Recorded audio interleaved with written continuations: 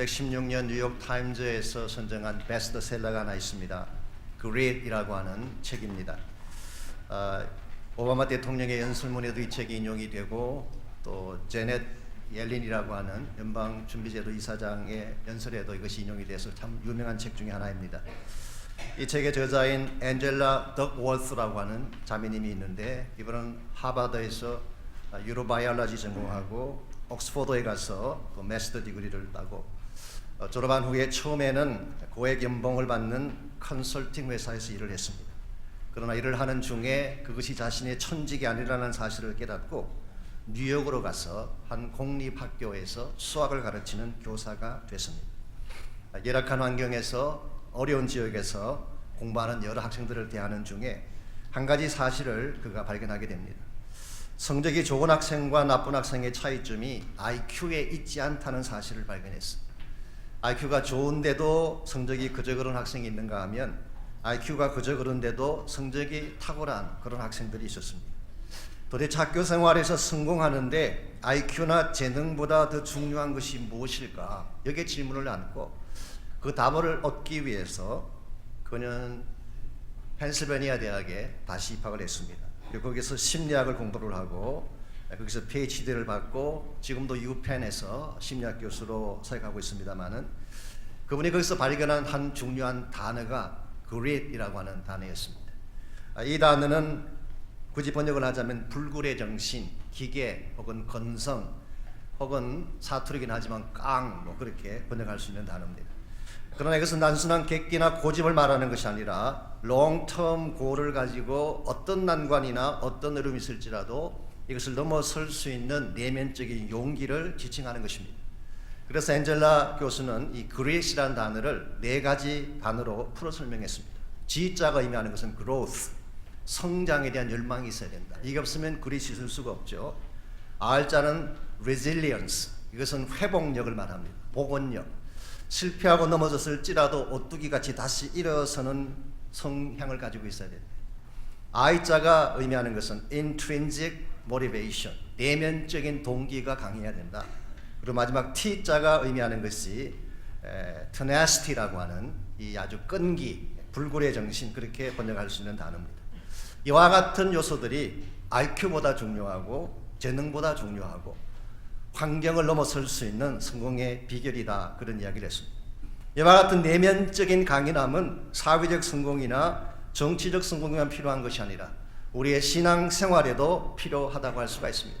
왜냐하면 우리도 극복하고 넘어서야 될 과제가 많기 때문에. 그러나 우리가 그리스도인으로서 가져야 될 이 그레이시라고 하는 것은 앤젤라 교수가 제안한 것과는 차이가 있습니다.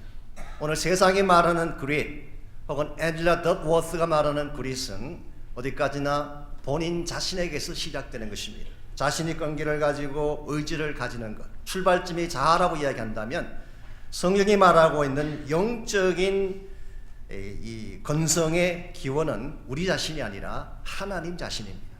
우리 안에 계신 하나님 때문에, 그분이 나에게 주시는 용기 때문에 어떠한 어려운 문제가 찾아와도 그것을 넘어설 수 있는 힘을 우리는 영적 그레이시라고 부를 수가 있습니다.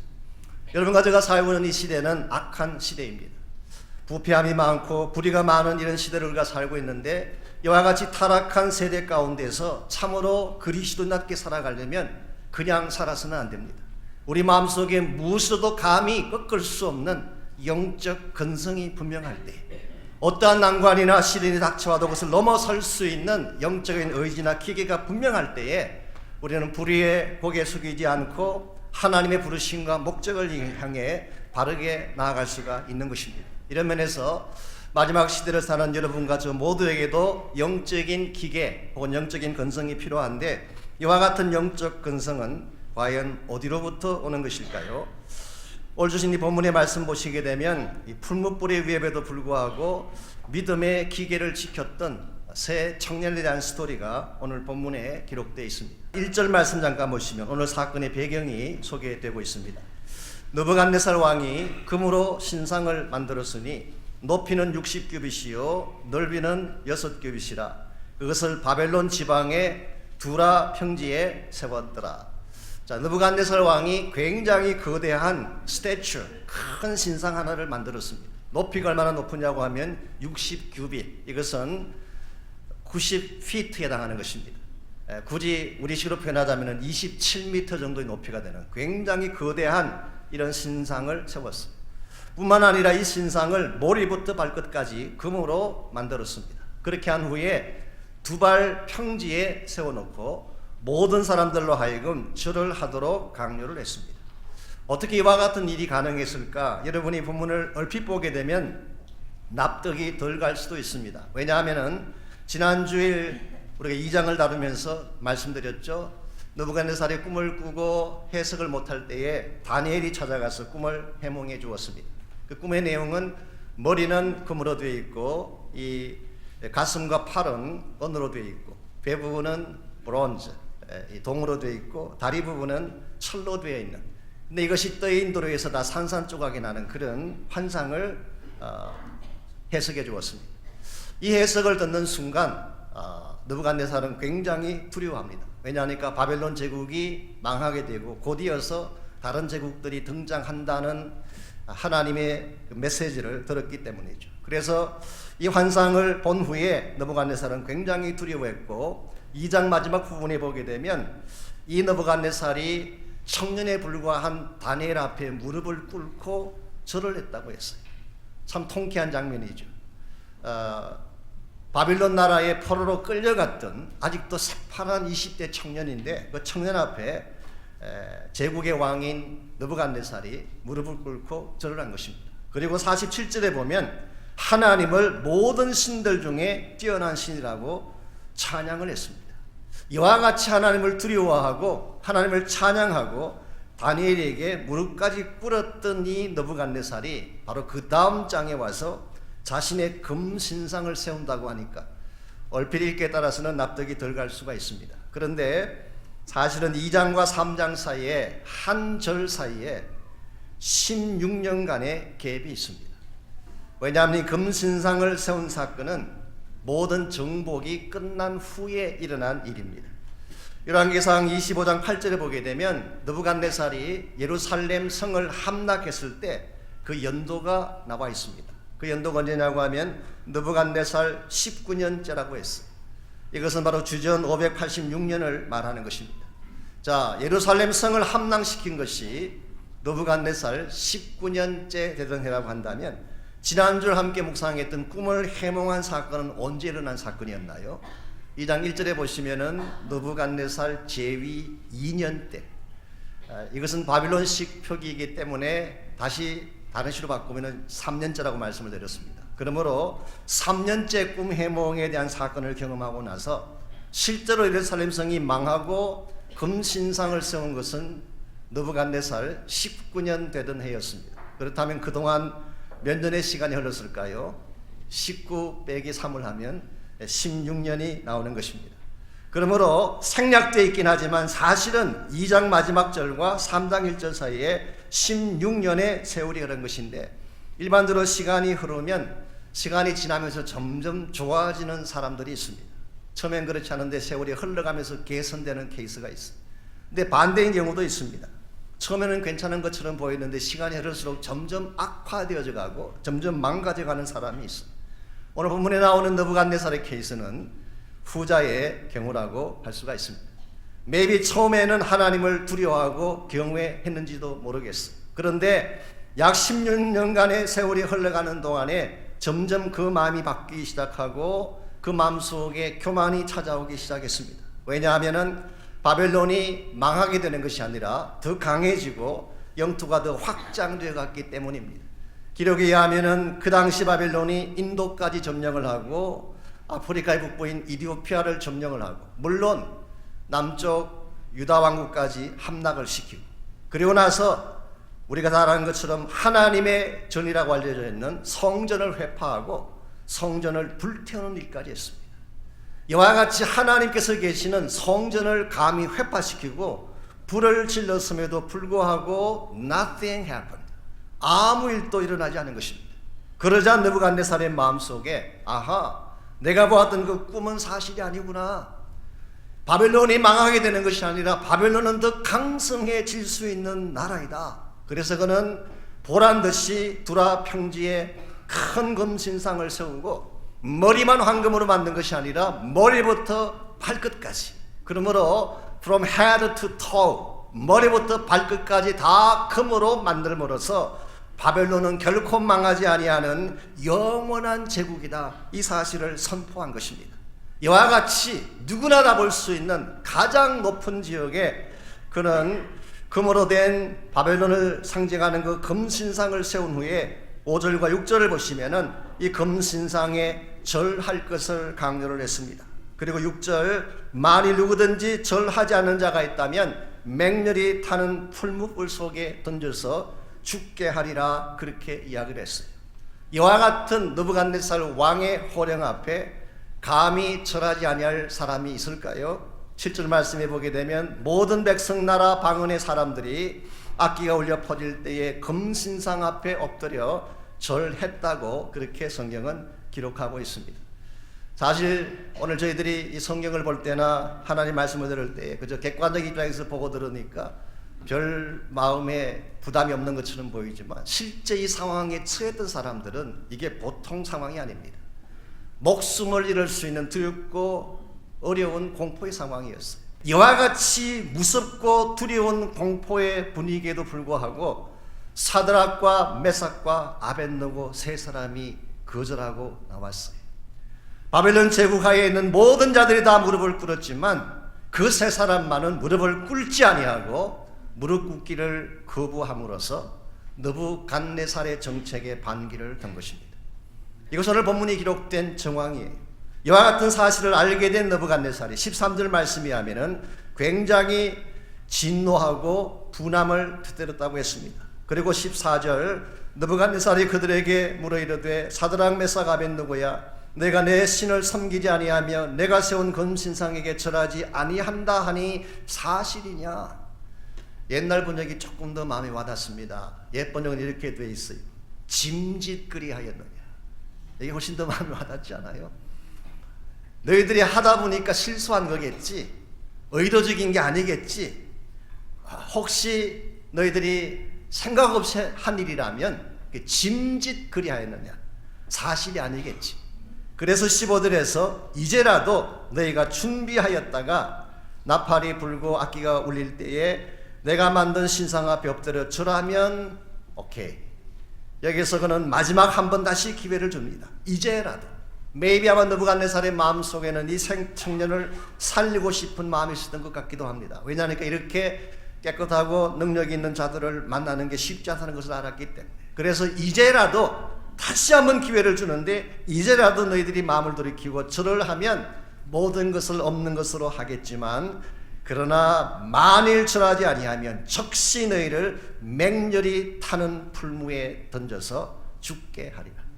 여기서 느부갓네살은 회유와 함께 협박을 동시에 넣고 있습니다. 너희들이 돌이키면 오케이, 그러나 그렇지 아니하면 가차없이 풀무에 던지리라. 이와 같은 회유와 위협 앞에 세 사람은 끝까지 노합니다. 그리고 우리가 알고 있는 것처럼 실제로 그들은 풀무불 속에 던져지게 됩니다.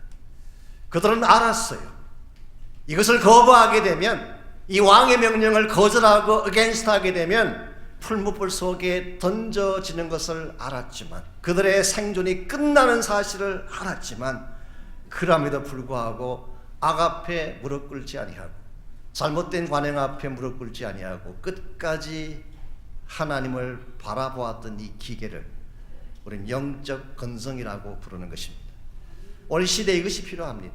오늘 많은 그리스도인들이 너무 쉽게 타협을 하고 세상과 너무 쉽게 짝을 지어 가다 보니까 크리스찬 삶의 특징이 사라져가고 있습니다. 빛이 해야 되는데 빛이 되지 못합니다. 소금이 해야 되는데 소금의 역할을 감당하지 못합니다. 적당한 수준에 살아가다 보니까 우리 존재가 있으나 마나한 존재가 되고, 어쩌면 이것이 오늘날 한국교회가 그토록 수치를 당하고 있는 이유인지도 모르겠어요. 우리 모두에게 영적 건성을 회복해야 돼요.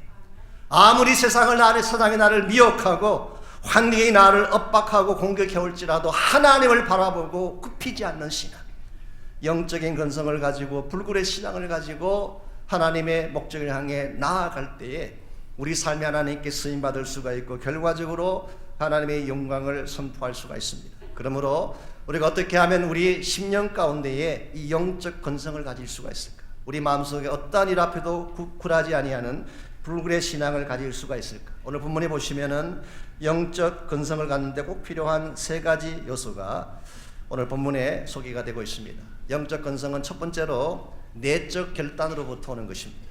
근성이라고 하는 것은 외부적인 환경에서 오는 것이 아니라 내 속으로부터 오는 것입니다. 16절 말씀 제가 다시 읽겠습니다. 이와 같이 느부갓네살이 회유도 하고 협박도 했을 때 16절에서 세 사람의 답변이 나와 있습니다. 사드락과 메삭과 아벳느고가 왕에게 대답하여 이르되 느부갓네살이여 우리가 이 일에 대하여 왕에게 대답할 필요가 없습니다. 얼마나 통쾌한 장면이에요.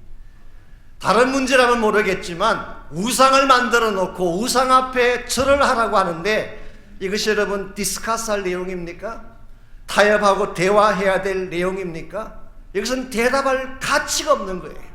디스커스할 필요가 없는 것입니다. 그들은 단호하게 컴프로마이즈하지 아니하고 두려워하지 아니하고 그 왕의 제안을 이런 지하에 거절했습니다. The Message Bible은 이렇게 번역을 했습니다. Your threat means nothing to us. 당신이 협박을 하지만 당신의 협박은 우리에게 아무 의미가 없습니다. 아무것도 아닙니다. 여러분 어디에서 이와 같은 용기가 나왔을까요?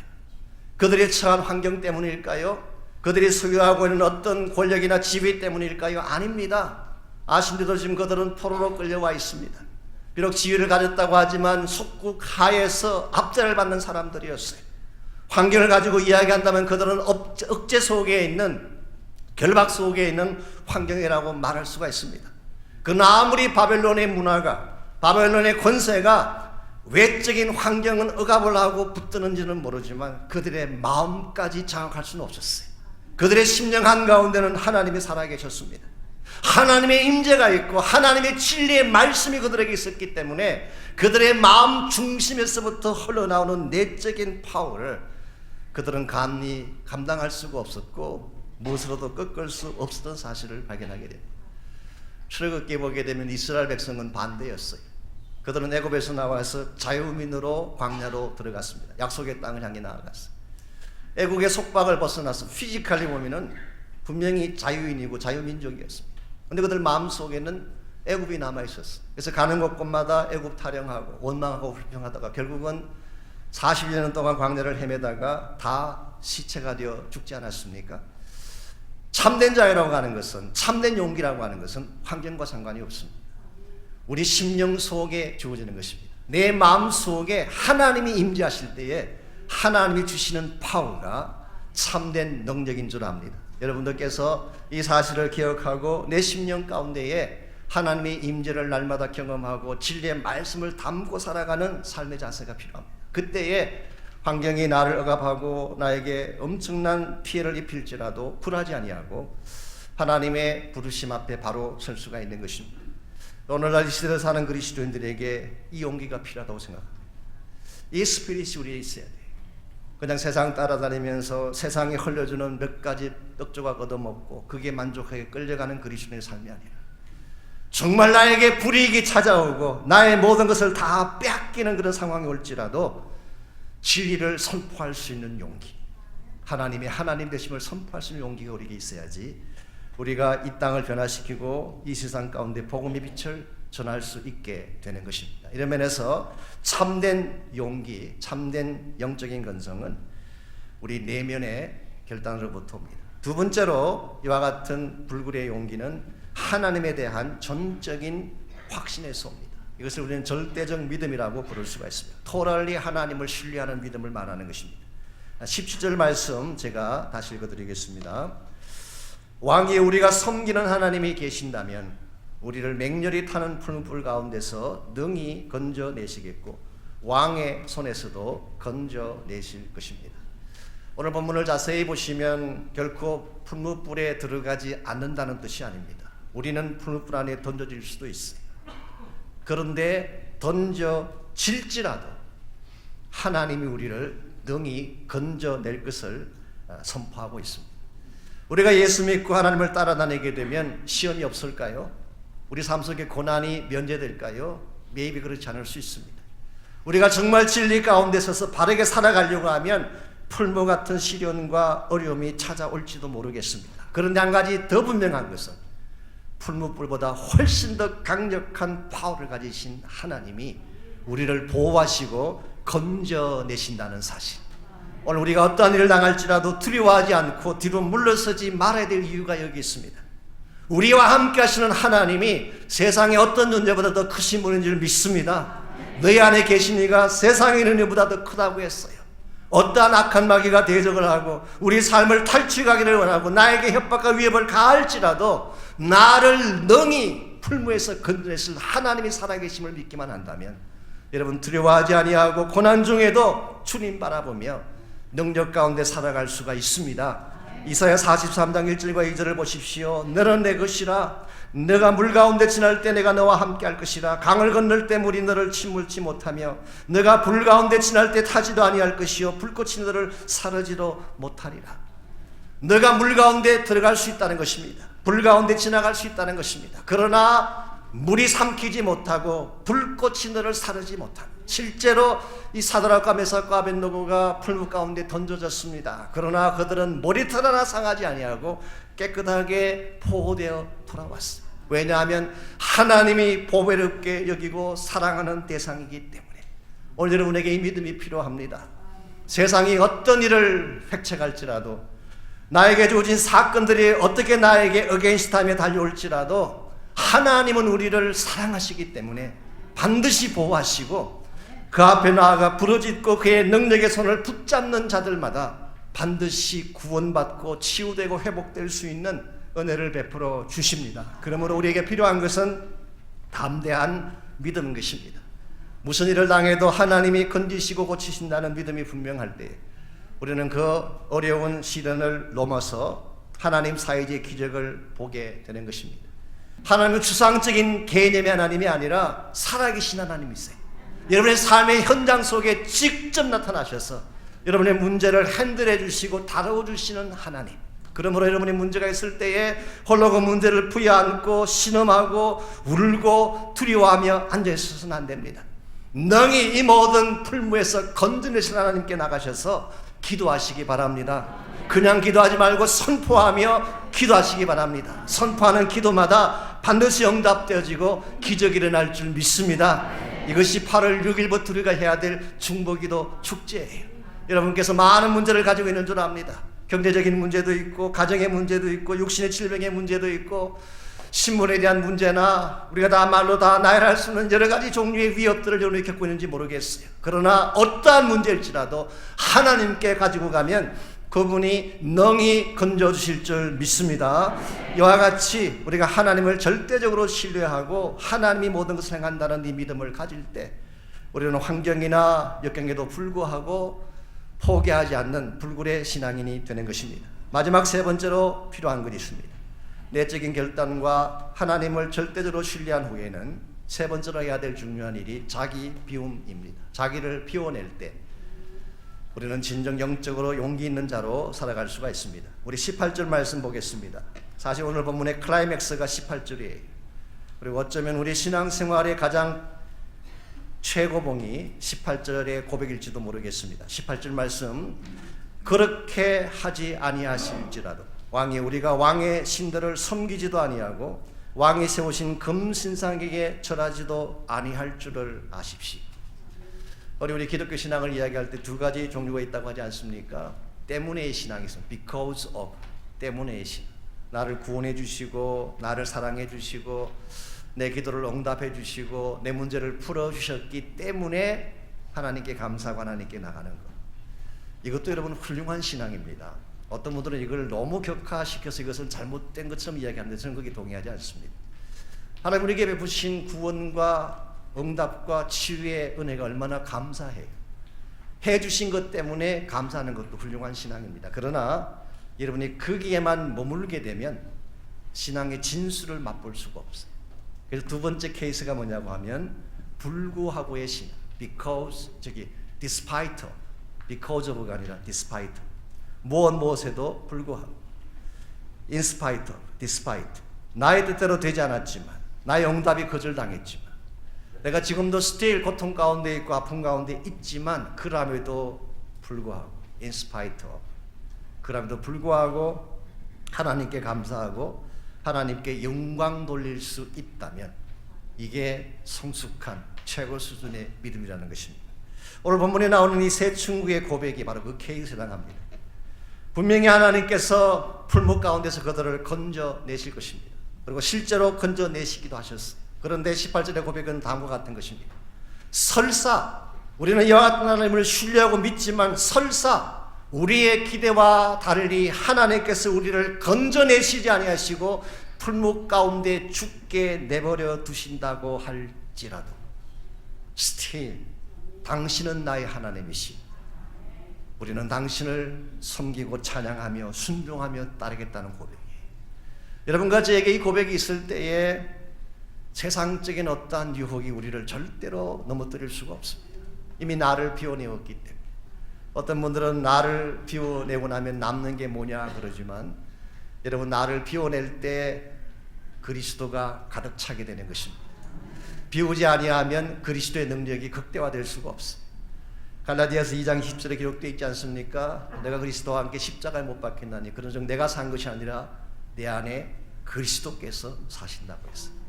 내가 내 삶의 주인이 되면 잘 될 것 같고 승리할 것 같지만 내가 내 삶의 주인이 되는 순간 우리는 무너집니다. 그런데 나를 비워내고 나의 욕망과 나의 계획과 나의 모든 뜻을 다 비워내고 그리스도로 꽉 차게 할 때, 그때 비로소 하나님 사이의 일들이 일어나기 시작하고 하나님의 진정한 역사들이 경험되게 되는 것입니다. 오늘 크리스찬 삶의 문제는 어쩌면 우리 하덕규 찬양사가 불렀던 노래처럼 가시나무에 나오는 노래 가사처럼 내가 너무나 많기 때문에, 내 안에 내가 너무나 많아 당신의 쉴 곳 없네. 오늘 여러분 안에 여러분으로 가득 차 있으면 하나님이 보이지 않습니다. 혹시 지금 여러분의 마음속에 여러분 자신으로 가득 차 있기 때문에 하나님을 볼 수 없는 분이 혹시 계신다면 이 시간 여러분 자신을 비워내시기 바랍니다.